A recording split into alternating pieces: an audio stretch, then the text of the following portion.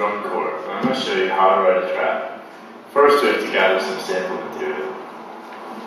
We're going to start with one of my favorite CDs.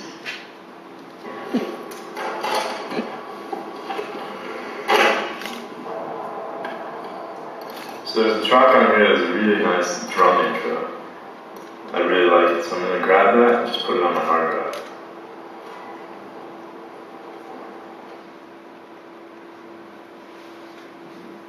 So now that I got it, I'm going to throw it into Ableton Live, which is the software that I use. Let's see, here it is. I'm just going to throw it in here.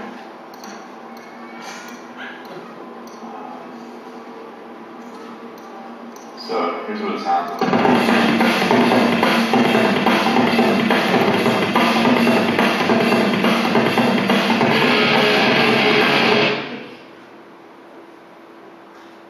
The next step is to align this with the beat. This is a human drummer, so the tempo is flowing all over the place. If you listen to it with the metronome on top, you can hear just how that works. You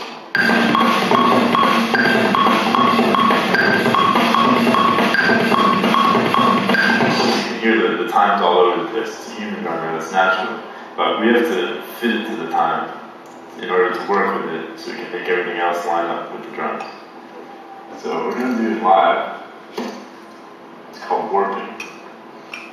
It involves taking the first beat and lining up all the beats here with their drum hits. You can tell when there's a drum hit because there's a big spike right here.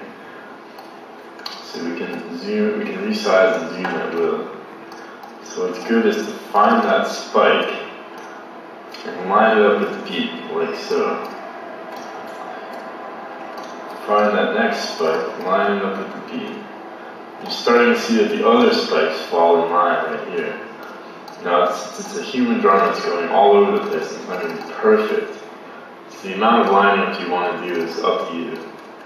I tend to be a little bit moderate when I do this, because if you line up every single note, you make it sound like a drum machine, and then you sort of got rid of the whole point of sampling a human drum. So you want to have some kind of feel to it.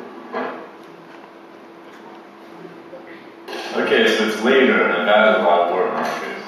How many you want to add, it's all up to you. You can go from hundreds to thousands, really depending on how nitpicky you want to get. I'm looping this section, so I added quite a few. Here's what it sounds like with the metronome, with the word markers.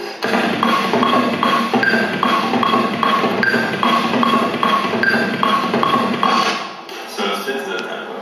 What you're doing with the word markers, a little bit more in detail, is you're actually stretching the time. You're making it faster or slower in little increments.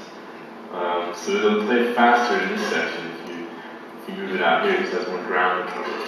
It's sort of like instantaneously speeding up or slowing down your tape deck to fit whatever's going on in the audio content. And this is something that's only recently been available in the past maybe 5 years. It's pretty cool. You can fit all kinds of old school drum loops into whatever you're doing now. You can really bring together all kinds of music and just assimilate it, like make it all flow together, and it's really nice.